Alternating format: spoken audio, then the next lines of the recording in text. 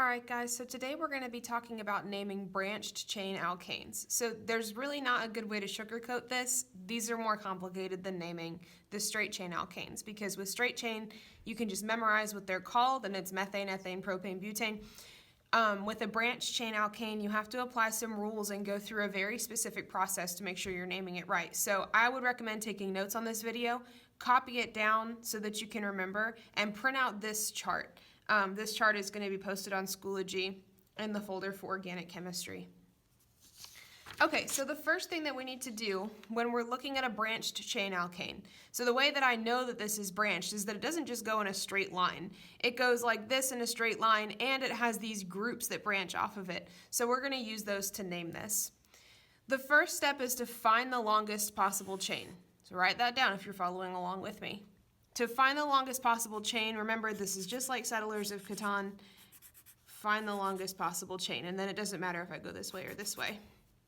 So now I've identified the longest possible chain. The next thing you need to do is number the chain. So you want to begin with the end carbon that's closest to a group. If I start over here, I'm going to be 1, 2, 3, 4 carbons away from a group. But if I start over here, I'm just 1 carbon away from the first group. And by groups, I mean things that did not count in the parent chain. Okay, so I'm going to start by naming my carbons over here and numbering my carbons over here. 1, 2, 3, 4, 5, 6, 7. Now I've got the parent chain. So to name the parent chain, go back to your chart on straight chain alkanes. It has 7 carbons, so that means that my parent chain is going to be the one with 7 carbons. It's going to be heptane. So that's the last part of the name, heptane. There's still a lot more to name here though. The next thing I need to do is name each group. So remember, groups are things that don't count in the parent chain. I need to name this group and this one. So a group with just 1 carbon, if you go back to your chart, just 1 carbon is going to be a methyl group. It's from methane. It comes from the word methane. It's a methyl group. So I have a methyl group.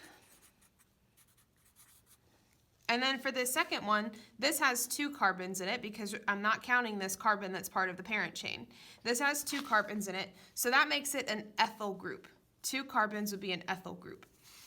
So I have methyl and ethyl, and those are the only groups that are involved here.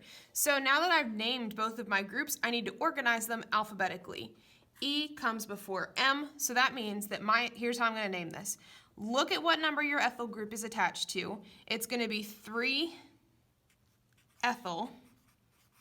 And the reason it's 3 ethyl is because it's attached to the 3rd carbon. I'm putting this first, ethyl first, before methyl because it's alphabetical.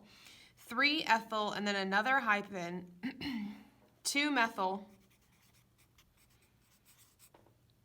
heptane. So this is my whole name for it. These numbers that come before the words tell you which carbon it's attached to. Sorry, I should have had a hyphen there. The hyphen separates basically everything. These are organized alphabetically, and heptane, this word came from counting the parent chain.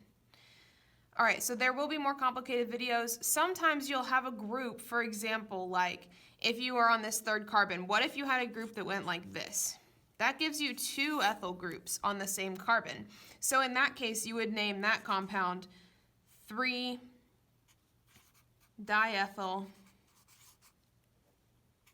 2-methylheptane. So it's not a lot more complicated. We are going to get into using our prefixes, but make sure you watch all of these videos carefully. And the good news is there's no math involved with these. So good luck.